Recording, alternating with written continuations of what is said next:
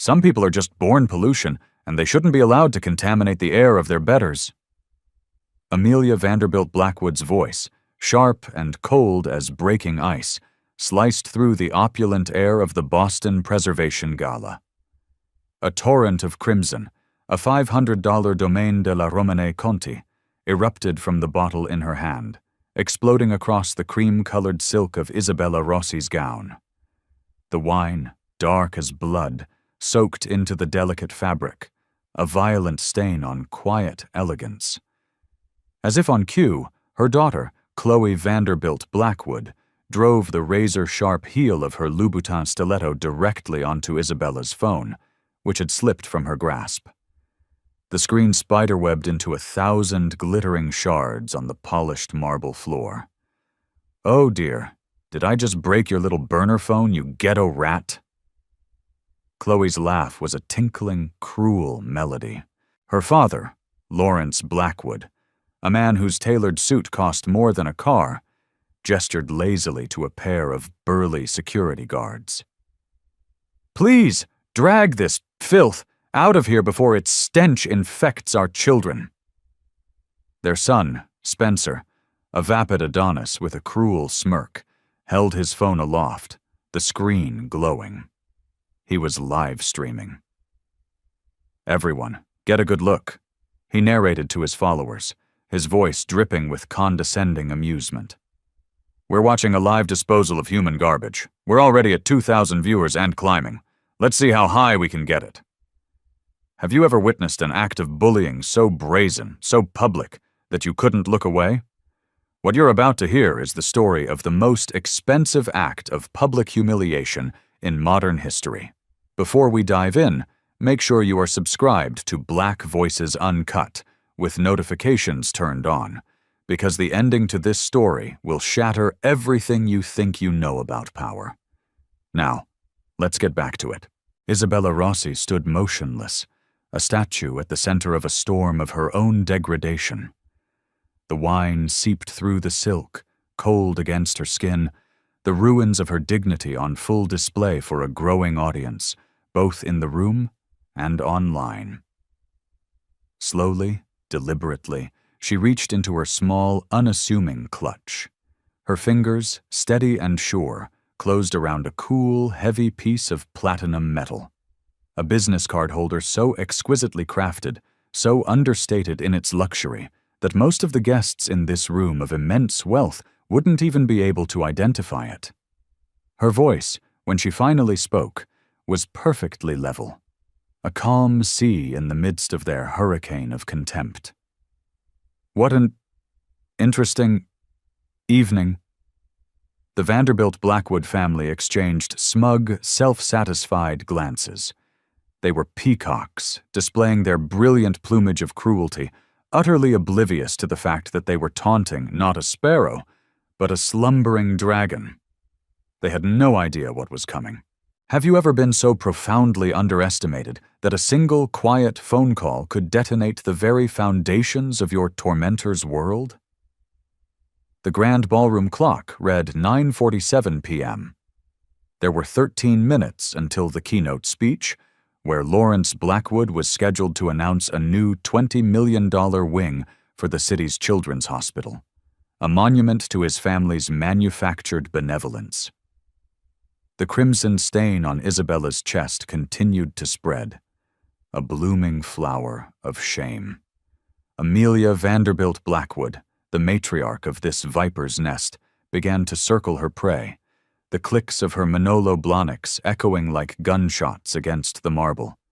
Her voice, amplified by the room's acoustics, was a performance for the assembled Boston elite. "Chloe, darling, be a dear and fetch this creature a towel from the kitchens. That's where it belongs anyway, with the help." Chloe's laugh, again, that sound of breaking glass. "Mother, don't be absurd. That vintage Romane Conti is utterly wasted on something that probably drinks wine out of a cardboard box. What a tragic waste of a perfect vintage." A loose circle of nearly 200 of Boston's wealthiest citizens began to form, a modern-day coliseum. Phones, like tiny digital swords, emerged from Hermes Birkin bags and the inner pockets of Armani suits. The spectacle was too delicious to ignore. Lawrence Blackwood spotted the gala's manager, a harried-looking man named Marcus Wells, and waved him over with the imperial authority of a king summoning a courtier. "Marcus," Lawrence boomed, "this individual has clearly wandered in from the wrong entrance. Staff access is through the service corridor in the rear. See to it." Wells, clutching a tablet to his chest like a shield, scurried across the floor. His face was a mask of professional panic. "Ma'am," he began, his voice tight with anxiety, "I am terribly sorry for this confusion. This is a $10,000 per plate event. Could I please see your invitation?" Isabella's fingers once again found the sanctuary of her clutch. The expensive wine had miraculously missed it. "Of course," she said, her voice still unnervingly calm. "Don't even bother checking," Amelia interrupted, her voice a venomous drip of contempt. She gestured wildly at Isabella's dress. "Just look at it. That dress is a discount rack nightmare. And those pearls? My God, they're pathetic. This is clearly charity fraud. She probably snuck in to steal the silverware." Spencer held his iPhone at the perfect angle, ensuring his live stream audience caught every humiliating detail. The viewer count climbed relentlessly. 2,400, 2,600, 2,947 people watching live. The comments flooded the screen in a torrent of digital cruelty, faster than he could possibly read. "Get her out of there! Elmo, that wine stain shows her true colors. Ghetto trash. Security should tase her for trespassing. Lol, she thought she could blend in." "Everyone say hello to our uninvited entertainment for the evening," Spencer announced to his followers, a carnival barker presenting his freak show. "Looks like the help had a little accident and spilled wine all over themselves."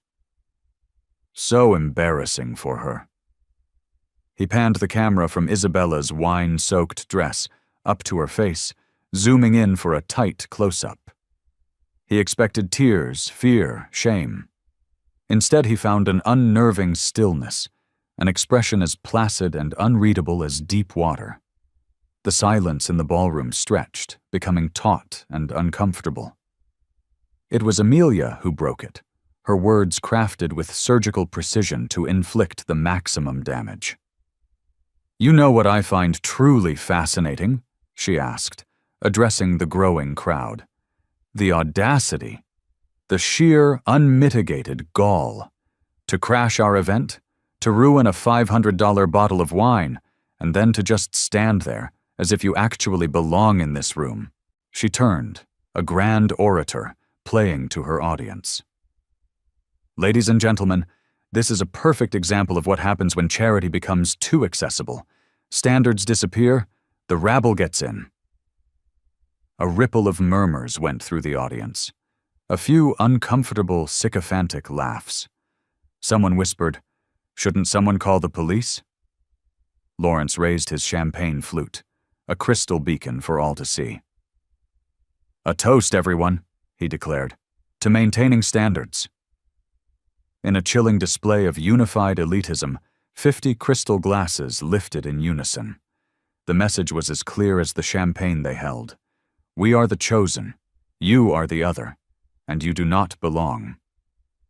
Deep inside her clutch, Isabella's phone buzzed. It was a text from an unknown number, an encrypted line. "Ma'am, the live stream is trending number 4 nationally. Should I intervene?" "David." She typed back a swift, single-handed reply. "Not yet. Let them dig the hole a little deeper." Marcus Wells, the beleaguered manager, cleared his throat nervously. "Ma'am, about that invitation—" "Marcus?" Amelia's voice sharpened to a razor's edge. "Surely you can see this situation requires an immediate and decisive resolution. Our donors should not have to be subjected to this spectacle." Isabella reached into her purse again. This time she withdrew the small platinum folder. As she opened it, The brilliant chandelier light caught the metallic sheen. "Here is my identification," she said quietly.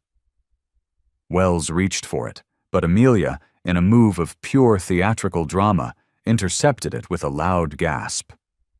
"Oh my God, everyone, you have to see this." She held up Isabella's business card holder for the crowd. "She's counterfeiting premium accessories now. This is a criminal offense."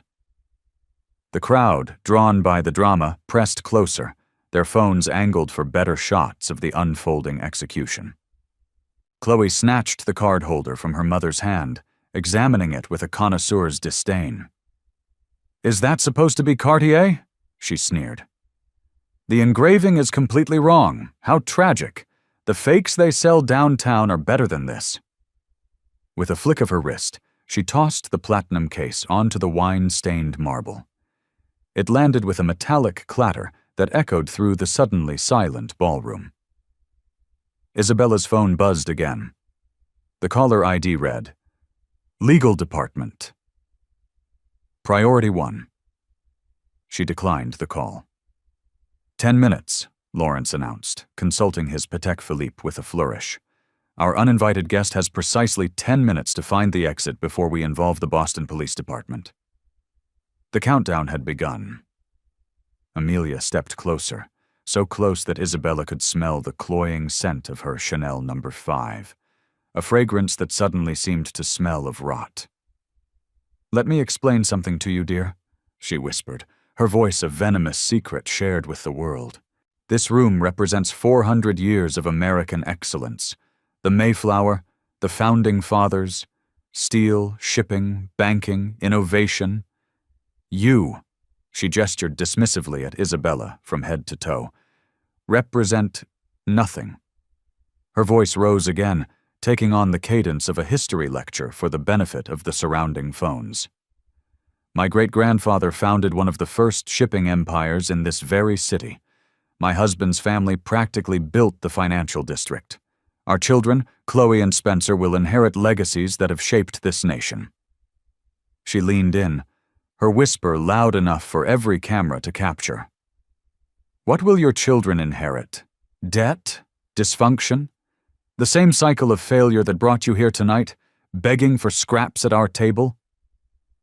The cruelty was surgical, precise, designed to inflict wounds that couldn't be seen bleeding. On Isabella's wrist, a detail lost in the chaos, her own watch caught the light. It was a Patek Philippe Grandmaster chime. In the crowd's feeding frenzy to document her humiliation, not a single person recognized the $2.5 million timepiece on her wrist. Her phone vibrated with another encrypted text. "All 8-47 contracts ready for immediate review. Singapore acquisition on hold, pending your direct authorization. P. Kim, General Counsel." Isabella typed back a simple command. "Execute Protocol 7 in exactly 8 minutes. Authorization. Thunderbird." Spencer's live stream had now crested 3,200 viewers. The comments were no longer just cruel, they had become creative in their sadism. Someone call animal control. "There's a stray in the ballroom. This is why we need walls. LOL. She probably has a GoFundMe for her dry cleaning bill already." 7 minutes, Lawrence announced, his voice booming with finality. Amelia turned to the crowd with a theatrical flourish, the master of ceremonies at a public execution. "Ladies and gentlemen, let's give our unexpected guest exactly 7 minutes to find her way to the exit before we have her professionally removed." A chilling countdown began to ripple through the audience, like a twisted version of New Year's Eve. Some held up their fingers, laughing. Others checked their Rolexes and Cartiers, synchronizing their timepieces for the final moment. 7 minutes, 6 minutes, and 30 seconds. Isabella stood in the center of it all, wine-stained, surrounded, and seemingly powerless. She checked her phone one last time. The screen showed a single encrypted message. "All systems green, legal standing by. Ready on your signal." Patricia Kim, Rossi Global Ventures. Isabella slipped the phone back into her clutch, and, for the first time that evening, she smiled. It was a small, almost imperceptible smile, but it was just enough for the cameras to catch. She had absolutely no intention of leaving. The clock read 9:58 p.m., 12 minutes until the keynote. Jennifer Reeves, the hotel's general manager, materialized beside Marcus Wells like a battlefield commander arriving to a losing fight. She surveyed the scene, the wine, the shattered glass, the encircling crowd, with the practiced eyes of someone trained in crisis management. "Ma'am," she addressed Isabella, her tone carefully neutral, the kind reserved for diffusing situations that could lead to lawsuits. "I see there's been a beverage incident. Perhaps we could escort you to a private suite to arrange for alternative accommodations for the evening." Isabella's response was immediate and crisp. "I appreciate your high standards of hospitality. Wine service is, after all, everything in this industry." Amelia's laugh rang out, sharp as shattering crystal. "Finally, someone who understands quality control. Jennifer, remove this contamination immediately." The word, contamination, rippled through the crowd like a virus. Phones tilted for better angles. The digital audience was ravenous. Spencer's livestream counter blew past 4,200 viewers. His commentary had escalated into a full-blown performance. "Guys, this is absolutely insane," he narrated. "Rich people charity drama hits different, you know? We've got hotel management, private security on the way, and this lady just refuses to leave." He panned his camera across the sea of expectant faces. "Like, seriously, lady, read the room." The comments were a waterfall of vitriol. "She has main character syndrome. Just drag her out by her cheap extensions. Call the cops already. Trespassing. This is so uncomfortable, but I can't stop watching. Why won't she just go? Is she mentally ill?" The time was 10:00 p.m., 10 minutes until the keynote. 4 men materialized from the corners of the ballroom. They were not the hotel's usual security. These men wore black suits with discreet earpieces and the unmistakable bearing of private contractors, the expensive kind. The lead guard, a man built like a refrigerator compressed into formal wear, approached Isabella with measured, deliberate steps. "Ma'am," he said, his voice a low rumble, "I'm going to need you to come with us. Quietly.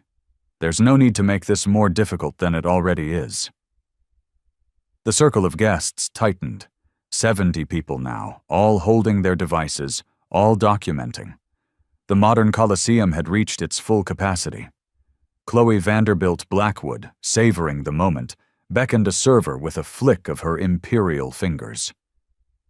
"Champagne," she commanded. "Bring the Dom Perignon. We need to celebrate the importance of maintaining our event's vintage quality." The server, wide-eyed, hurried away and returned with a tray of crystal flutes filled with golden, bubbling liquid. Chloe distributed the glasses to her family and a select few guests from their inner circle.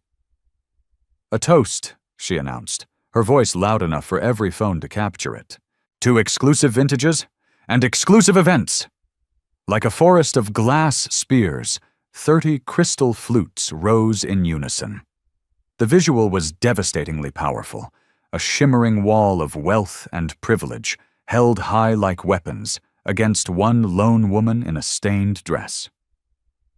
Isabella stood perfectly still in the center of their circle. The darkened fabric of her gown clung to her chest like an admission of guilt. Her phone buzzed. It was David again. "Ma'am, the wine incident is now trending number 2 nationally on Twitter. CNN has picked up the live stream. Should I deploy crisis management protocols?" She typed back. "Not yet. Let them reach the peak." Lawrence Blackwood consulted his watch with theatrical gravity. 8 minutes remaining. Perhaps we should expedite this process." He gave a curt nod to the lead security guard, who stepped forward with an air of professional finality. "Ma'am, I need you to surrender your phone and come with us immediately. This is private property, and you are creating a public disturbance." Isabella's fingers found her clutch one more time. "May I make one phone call before we proceed?" "Absolutely not," Amelia interjected, her voice sharp and final. "No phone calls, no delays, no more drama. Security, escort this person out of the building, now!" The 4 guards moved, forming a tighter perimeter. The crowd surged closer, a wave of bodies eager to witness the final act of destruction. Isabella could smell the collective breath of 70 people, a mixture of champagne and contempt, as they watched her world prepare to end. 10:02 p.m. 8 minutes until the keynote. The ballroom's massive screens, which had been displaying a tasteful slideshow of the foundation's work, flickered to life with the Vanderbilt Blackwood Foundation logo. Preparations for the keynote speech were beginning. Staff hurried along the periphery, setting up microphones and adjusting lighting, but nobody moved toward their seats. Why watch a boring speech when the real entertainment, a live social execution, was happening right here? Amelia turned to address the crowd, her voice filled with the unshakable confidence of a woman who had never been told no. "Do you know what this represents?" She gestured at Isabella as if she were a museum curator explaining a particularly distasteful exhibit. "This represents the complete and utter breakdown of social order. When standards disappear, chaos is what follows." Her voice gained momentum, feeding on the rapt energy of her audience. "Our grandparents built this country through discipline, excellence, and, most importantly, knowing one's place. This generation," she sneered, "they believe participation trophies qualify them to compete in the championship games." A smattering of applause rippled through the crowd. Someone shouted, "You tell her, Amelia!" Inside her clutch, Isabella's phone vibrated. The caller ID read, "Singapore office, urgent." She declined the call. Lawrence raised his champagne flute higher. 7 minutes. Surely our professional security team can remove one disruptive individual in 7 minutes. The lead guard, taking his cue, reached for Isabella's arm. "Wait," Isabella said.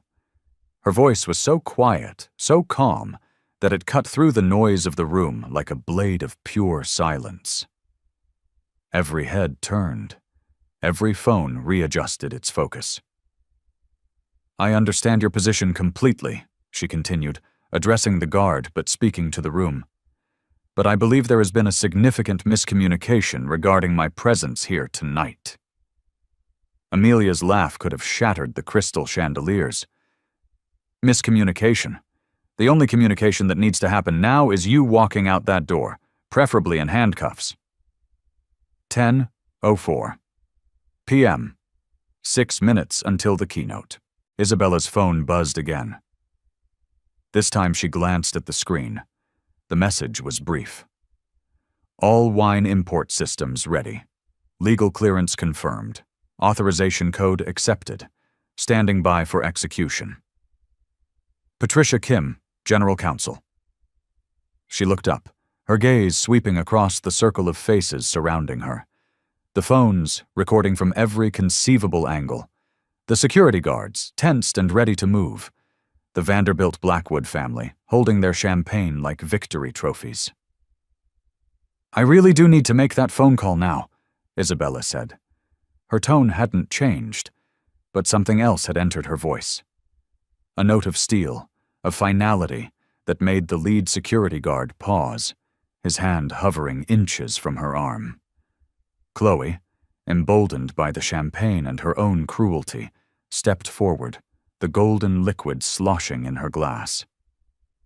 "No phone calls, no delays, She stopped mid-sentence. Isabella had pulled out her phone. With deliberate, unhurried precision, she was scrolling through her contacts. The security guards exchanged uncertain glances. Their job was to remove disruptive guests, not to wrestle phones away from women in evening gowns, no matter how stained their dresses were. Amelia sensed the hesitation in the air and moved to fill the leadership vacuum. Officers, I am personally authorizing you to use whatever force is necessary to remove this trespasser from my event immediately. The Vanderbilt Blackwood Foundation will cover any and all legal complications that may arise. Isabella found the contact she was looking for. Her finger hovered over the call button. 10:06 p.m. 4 minutes until the keynote. The ballroom had gone completely, unnervingly silent. The only sounds were the hum of the ventilation system and the distant clatter of dishes from the kitchen. Even the live stream comments had slowed to a trickle, as if the entire digital world sensed that the story was about to take a dramatic turn. Isabella looked up from her phone, her eyes meeting the gazes of those around her. The tensed guards, the smug family, the 70 breathless guests. "You know," she said quietly, her voice resonating in the stillness, "wine is supposed to bring people together. It's a symbol of celebration, of community, of a shared humanity." She gestured to the ugly, dark stain on her dress. "You've managed to turn it into something hideous." Amelia's eyes flashed with triumph. This was the moment of the kill. "More philosophical nonsense from the gutter. Officers, remove this person immediately." Isabella pressed the call button and activated the speakerphone in one smooth, fluid motion. The phone began to ring, the sound echoing through the cavernous ballroom. 10:07 p.m., 3 minutes until the keynote. "Patricia," Isabella said into the phone, her voice calm and clear before anyone on the other end could even answer. "I'm at the Vanderbilt Blackwood Foundation event. I need you to execute Protocol 7, immediately." The phone was still ringing.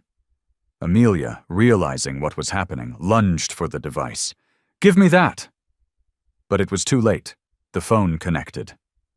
A crisp, professional voice, amplified by the speaker, filled every corner of the ballroom. "Rossi Global Ventures Legal Department. This is Patricia Kim, General Counsel. How may I assist you this evening, Ms. Rossi?" The name hung in the air. An atom bomb of revelation. Rossi. The champagne flutes stopped clinking. The phones stopped recording and started Googling. Isabella spoke clearly, her words carrying like a death sentence to the silent, stunned room. "Patricia, please execute immediate termination of all Vanderbilt Blackwood Group wine import contracts. Authorization code Thunderbird 7. Abhomptron." Amelia Vanderbilt Blackwood's champagne glass slipped from her suddenly numb fingers and shattered against the marble floor. The time was 10:07 p.m. It was the phone call that would echo through the financial world for decades. Patricia Kim's voice, amplified through the phone's speaker, continued with the calm, surgical precision of a seasoned executioner. "Ma'am, to confirm, that includes 847 active wine import contracts with the Vanderbilt Blackwood Group, valued at approximately $1.2 billion annually. Shall I proceed with immediate termination?" The words hit the Vanderbilt Blackwood family like a physical blow. The color drained from Amelia's face, leaving her expensive makeup looking like a grotesque mask on a bloodless canvas. Her hands began to tremble, her fingers sticky with champagne, grasping at nothing. Lawrence's Patek Philippe, the watch he had brandished like a scepter just minutes before, slipped from his wrist and clattered against the marble floor, the sound of a falling empire. Chloe's mouth opened and closed soundlessly, like a fish gasping for air in a poisoned pond, and Spencer, the live streamer, captured it all. 4,847 viewers watched the exact moment when the predators realized they had cornered the wrong prey. Isabella's voice remained as steady as bedrock. "Yes, Patricia. Execute all termination protocols immediately, and while you're at it, please cancel the Vanderbilt Blackwood Foundation's preferred vendor status across all Rossi Global Ventures subsidiaries, effective immediately." The crowd of 70 guests stood frozen, their phones still held aloft, but their hands were shaking. Someone in a Chanel suit whispered the name Rossi Global Ventures. The woman next to her was already Googling, her thumb flying across her screen. Her gasp was audible across the room. Forbes lists her net worth at $4.7 billion. 10:08 p.m. Reality, cold and brutal, came crashing down. Wait! Amelia stammered, her voice cracking like thin ice. You can't be— Isabella turned to face her directly, the crimson stain on her dress no longer a mark of shame, but a badge of war. Isabella Rossi, CEO of Rossi Global Ventures Wine and Hospitality Empire. She let the words hang in the air for a moment. The contamination you were so concerned about removing from your event? The 4 private security guards took an instinctive step back. Their training covered many things, but manhandling a multi-billionaire who could buy and sell the security firm they worked for 10 times over was not one of them. You don't rough up that kind of power, not if you want to keep working in this city or any other. Patricia's voice continued from the speakerphone with devastating efficiency. Ma'am, for your information, the Vanderbilt Blackwood Group's wine division represents approximately 23% of their total annual revenue. This action will trigger immediate and severe liquidity concerns for their entire portfolio. Lawrence finally found his voice, a desperate, strangled sound. Ms. Rossi, Isabella, there has been a terrible, terrible mistake, a complete misunderstanding. Has there? Isabella's tone remained conversational, yet it carried the chilling weight of a judge's gavel. Because I recall your exact words quite clearly. Disgusting parasites shouldn't contaminate decent people. Did I misunderstand the meaning of that particular phrase? Spencer's phone trembled in his hand. His livestream comments were exploding in a supernova of shock and awe. Holy suit, she's a billionaire. This is the most expensive bullying video in history. They are so kinkconned. Delete the stream, bro! Delete it now! Someone screen record this now! 10:09 when so on so fine. The wine empire reveals itself. Isabella walked calmly over to where Chloe had contemptuously tossed her platinum card holder. She picked it up, brushing away the tiny fragments of crystal from Amelia's shattered champagne glass. This isn't a counterfeit Cartier, she said, holding it up so it caught the brilliant light of the chandeliers. It's custom. Rossi Global Ventures Executive Platinum. There are only 12 of them in the entire world. She opened it slowly, revealing business cards that seemed to be crafted from precious metal. Patricia, she said, her voice still carrying throughout the silent room, could you please explain to our audience here tonight exactly which vineyards Rossi Global Ventures owns? Patricia's voice filled the ballroom like a legal briefing being read at a state funeral. Certainly, Ms. Rossi. The Rossi Global Ventures Wine Division owns controlling interests in 23 French chateaux, including Chateau Margaux, Chateau Latour, and Chateau Petrus. We also currently control 67% of California's premium Napa Valley wine production and 34% of Italy's Chianti Classico exports. The second champagne glass, the one Chloe was still holding, fell from her nerveless fingers, joining its shattered predecessor on the marble floor, a floor that now looked like the site of a massacre. That Domaine de la Romanée-Conti you so generously spilled on my dress? Isabella's voice now carried a faint hint of amusement. My vineyard in Bordeaux produced it. The bottle cost you $500. The vineyard that made it. I bought that for $847 million in 2019. The crowd had gone completely silent, the only sound being the rapid-fire clicking of phone cameras capturing every frame of this astonishing reversal of fortune. Marcus Wells, the gala manager, was frantically texting, his face the color of pale parchment. The parent company that owned this very hotel chain was a subsidiary of Rossi Global Ventures. His career was over. He just didn't know how long it would take to die. 10:10 p.m. The true depth of their mistake becomes horrifyingly clear. Isabella's phone buzzed. She glanced at it casually. That's interesting. Patricia, it appears that CNN, Fox News, and The Washington Post are all requesting immediate statements regarding tonight's events. Should I take their calls? Ma'am. Patricia's voice carried a note of professional concern.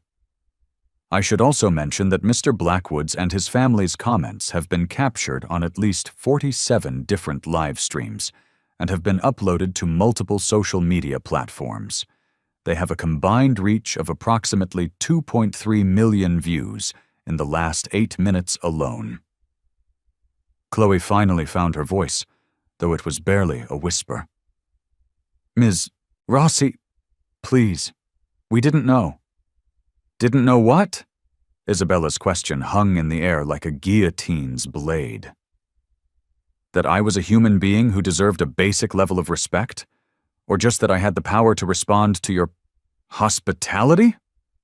Her phone screen lit up with another incoming call. The caller ID was visible to everyone in the front row. Jeff Bezos. Personal. Isabella declined the call, but not before letting every single one of them see it. Patricia, while we're on the line, let's quickly review the Singapore acquisition.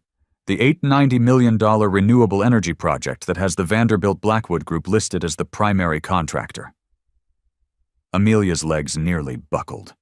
Lawrence had to grab her arm to keep her from collapsing onto the marble floor. That single project represented 34% of the Vanderbilt Blackwood Group's projected revenue for the next 3 years. Patricia's voice continued its clinical, devastating assault. The termination clause in that contract allows for immediate cancellation with 48 hours' notice for any breach of professional conduct standards by a primary partner. 10:11 p.m. The final, crushing pieces fall into place.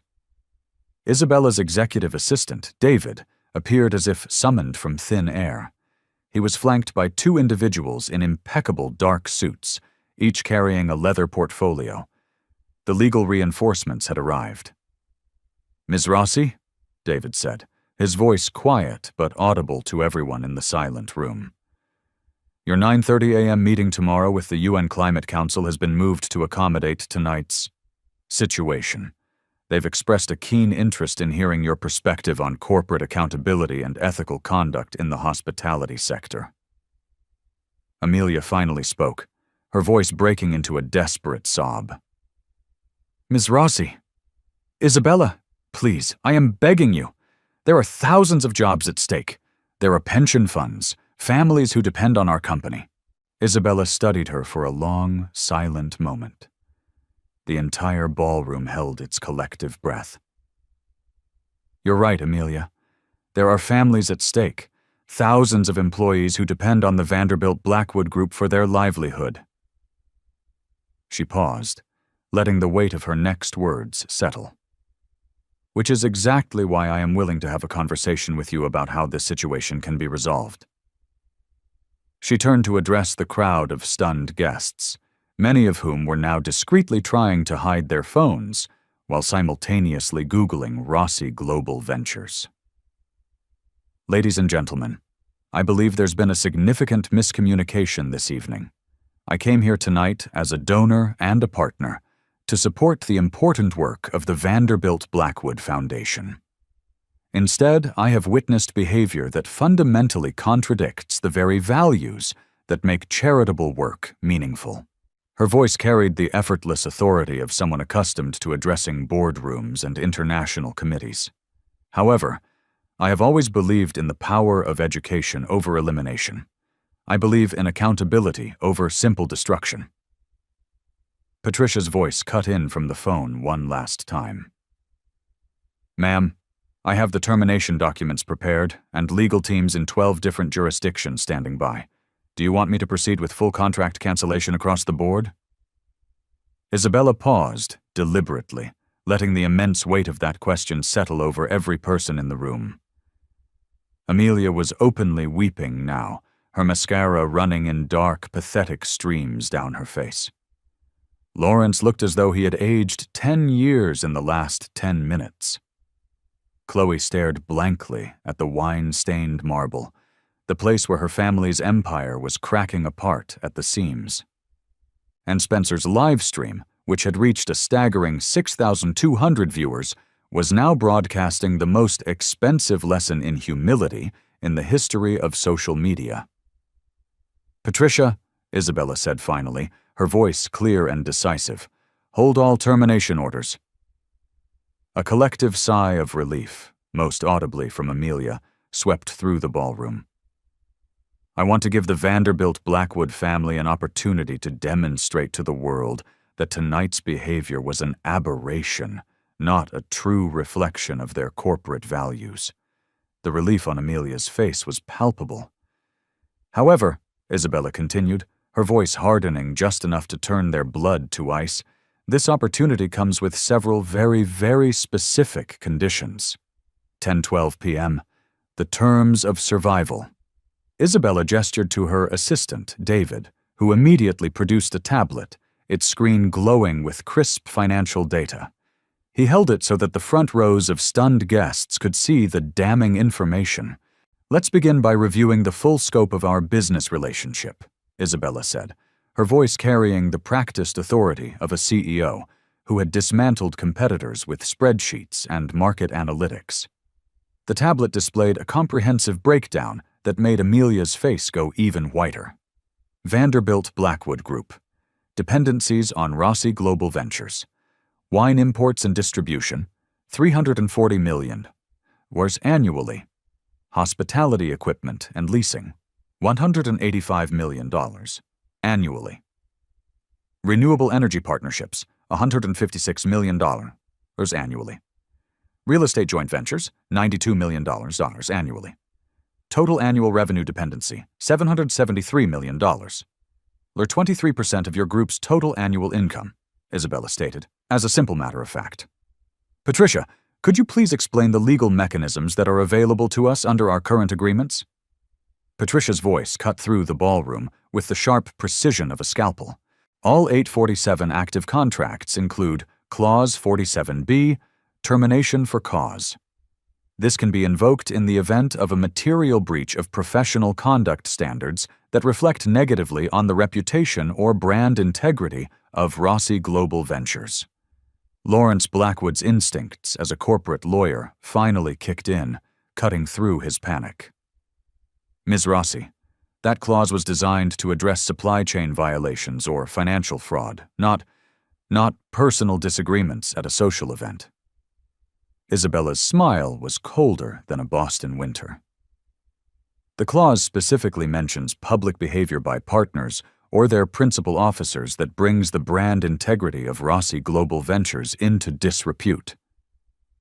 Your son's live stream, which I believe is now trending #1 worldwide, along with the testimony of nearly 200 witnesses in this room, would likely qualify as sufficient evidence.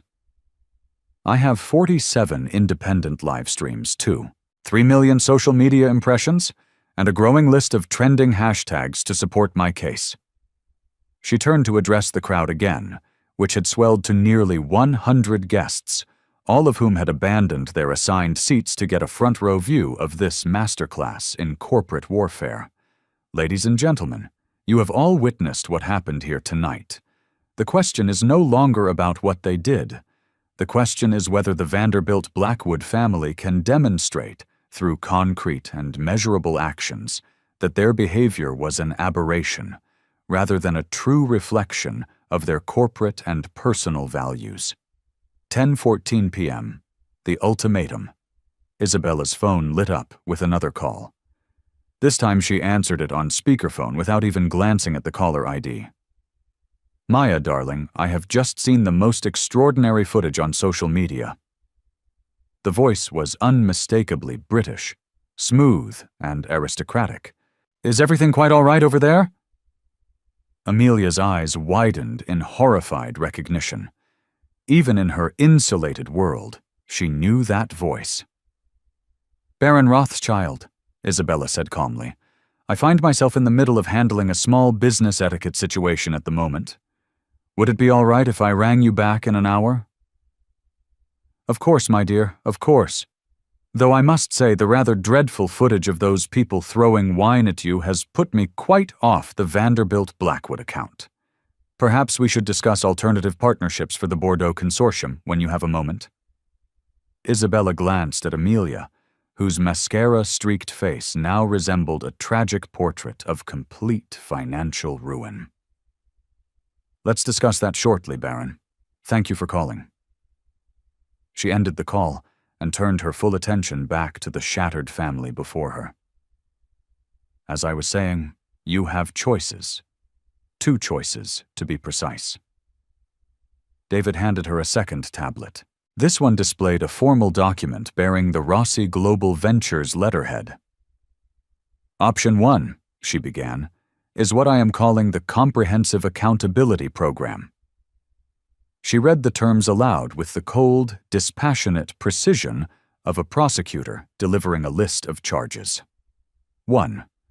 A full public acknowledgement and formal apology from each individual member of the Vanderbilt Blackwood family, to be published in the Wall Street Journal, the New York Times, and the Washington Post at your own expense within the next 72 hours. Amelia opened her mouth to object, but Isabella continued without pausing. 2. An immediate donation of $2 million to the NAACP Legal Defense and Educational Fund, sourced directly from the profits of the Vanderbilt Blackwood Wine Division. Chloe's gasp was audible. That single donation represented nearly a quarter of their wine division's annual profit margin. 3. Mandatory unconscious bias and sensitivity training for all Vanderbilt Blackwood Group executives to be conducted by the Diversity and Inclusion Institute at Harvard Business School. This is non-negotiable and will be completed within 90 days. Lawrence's hands were shaking as he reached for his phone, no doubt attempting to calculate the astronomical public relations costs. 4. A public commitment to measurable diversity targets, specifically 30% minority representation in all executive and board-level positions by December 2026, with quarterly progress reports made publicly available for review. The crowd murmured, this time with a tone of appreciation. Several guests were now discreetly taking notes. 5. The establishment of the Rossi Blackwood Hospitality Ethics Fund, a $10 million endowment funded by you to support minority-owned businesses in the wine and hospitality sectors. A sob escaped from Amelia before she could suppress it. I'm not finished, Isabella said, her voice unwavering. 6. All Vanderbilt Blackwood Group hospitality venues worldwide will immediately implement the Rossi Protocol for Bias Incident Reporting, which includes anonymous reporting systems for both employees and customers to report any incidents of discriminatory treatment. She paused, letting the full weight of the requirements sink in. Option 1 allows Rossi Global Ventures to continue all current contracts, while my team monitors your strict compliance with these accountability measures. 10:17 p.m. The nuclear option. Isabella scrolled to the second document on the tablet with a deliberate theatrical slowness. Option 2, she said, her tone suggesting that its simplicity was not a virtue, is significantly simpler. I call it the complete business divorce. It involves the immediate termination of all 847 contracts within 48 hours, per the professional conduct clauses you all signed. As she spoke, Patricia's voice joined hers from the phone, creating a terrifying stereo effect of corporate devastation. Cancellation of $34 million in prepaid wine shipments with absolutely no refund provisions, Patricia stated. Loss of exclusive access to all Rossi Global Ventures vineyards, which will affect 67% of your premium wine inventory, Isabella added. Termination of the Singapore Renewable Energy Project, representing a loss of $890 million in projected revenue over the next 3 years. Patricia countered. And finally, Isabella concluded, looking up from the tablet to meet Amelia's desperate, pleading eyes, a public statement from Rossi Global Ventures explaining the termination of our multi-billion-dollar relationship is due to a fundamental and irreconcilable incompatibility of corporate values. She let that sink in. I should also mention that Rossi Global Ventures has active partnerships with 847 other companies, including Tesla, Microsoft, Amazon, and Google. The combined partnership value is $2.3 trillion annually. David stepped forward with a third tablet. Ms. Rossi, you have 7 urgent calls on hold from Fortune 500 CEOs who are asking about the live stream footage. They're asking if the Vanderbilt Blackwood Group's values align with their own. Should I conference them in? The threat was clear, elegant, and utterly devastating. Isabella didn't need to destroy the Vanderbilt Blackwood Group directly. She could simply let her global business network know that the family considered discriminatory and cruel behavior to be an acceptable part of their corporate culture. The market would do the rest. 10:19 p.m. The decision point. Isabella's phone buzzed with a text message, the preview visible to the front row. UN Ethics Committee requesting emergency session to discuss corporate accountability standards in the global hospitality sector. Office of the Secretary General. That was the final blow. Amelia Vanderbilt Blackwood, the proud, cruel matriarch, fell to her knees on the wine-stained marble. Her $10,000 Valentino gown pooled around her like a puddle of her own defeat. Ms. Rossi, Isabella, I'm begging you. Her voice broke completely. I choose option 1. I choose accountability. I am deeply, truly, and profoundly sorry for what happened here tonight. She dissolved into racking sobs. I was wrong. Completely and horribly wrong. You did not deserve any of that treatment. No one deserves that treatment. Lawrence stepped forward, his corporate composure finally cracking under the immense pressure. Isabella, Amelia speaks for all of us. We choose option 1. We will comply with every single one of your requirements. Chloe nodded frantically, tears of terror and regret streaming down her face. I'm so sorry, Ms. Rossi. I'm so sorry for everything I said. Spencer had completely abandoned his live stream, his phone now face down on a nearby table like a murder weapon he desperately wanted to hide. Isabella studied their shattered faces for a long, silent moment, the entire ballroom holding its breath. Words are important, she said finally, but actions are what matter. She turned to her team. Patricia, prepare the option 1 compliance documents immediately with full legal monitoring provisions. Right away, ma'am. Standard Rossi Global Ventures accountability protocols with mandatory quarterly reviews? Yes, Isabella confirmed. Full transparency, public tracking, and Patricia, include performance bonds. If they fail to meet a single one of these requirements, the financial penalties should be severe enough to reflect the seriousness of their commitments. Amelia's relief was visible, but so was the dawning, terrifying understanding in her eyes. This was not mercy. This was a managed execution. 6 months later. The transformation. The headline on the front page of the Wall Street Journal read, "The Wine Incident, How a Public Shaming Reformed Corporate America." The feature photo was of Amelia Vanderbilt Blackwood, her hair pulled back simply, serving lunch at a homeless shelter in Houston. Her once perfectly manicured hands were now ladling soup into plastic bowls. Isabella Rossi sat in her corner office overlooking the Manhattan skyline, reviewing the quarterly compliance report David had just prepared. The numbers on the screen told a story of a systematic and profound transformation, one that had rippled out far beyond a single arrogant family. Vanderbilt Blackwood Group, 180-day compliance report. The data was nothing short of remarkable. Amelia had already completed 127 of her required 200 community service hours, working with 3 different organizations that served underprivileged communities. Her public apology videos had generated over 12.3 million views across all platforms and were now being used as case studies in corporate accountability communications at business schools. Chloe Vanderbilt Blackwood, once the embodiment of cruel privilege, had established the first minority-majority executive board in the history of the oil and gas industry.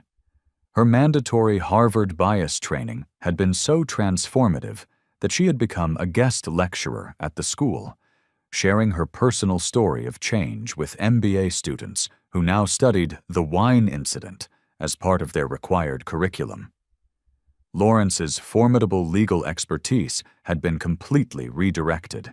He was now the primary author of The Blackwood Standards, a comprehensive anti-discrimination and inclusion framework that 247 Fortune 500 companies had already voluntarily adopted. His personal journey from a silent enabler to a vocal advocate had been documented by the Harvard Business Review in a widely read 3-part series. Even Spencer had found a new purpose. He had converted his massive social media following into a platform for promoting corporate accountability. His new series, Privilege Check, where he interviewed other executives who shared their own stories of biased behavior and transformation, had reached 2.1 million subscribers. The Rossi Protocol had expanded exponentially. Isabella's phone buzzed with a text from Patricia Kim. UN Ethics Committee just voted unanimously. The Rossi Protocol is now a mandatory requirement for all companies seeking international trade certification. 89 countries are now participating. The wine incident had triggered something unprecedented in modern history, a set of global corporate accountability standards with real, enforceable consequences. Companies could no longer issue hollow, PR-scripted apologies. They now needed to demonstrate measurable, monitored, and transparent change. David knocked and entered with a stack of new partnership requests. Ms. Rossi, we've received 1,247 new partnership applications this quarter alone, all from companies wanting to demonstrate their commitment to the Rossi Protocol. Tesla wants to expand our battery technology collaboration. Microsoft is requesting a consultation on ethical AI development. And Apple wants you to deliver the keynote address at their annual Diversity and Inclusion Summit. The crimson stain that had marked Isabella's dress that night had become a symbol not of humiliation, but of radical transformation. Fashion magazines had declared the wine dress to be Time's fashion statement of the year, not for its designer label, but for what it represented: dignity under fire and the strategic reclamation of power.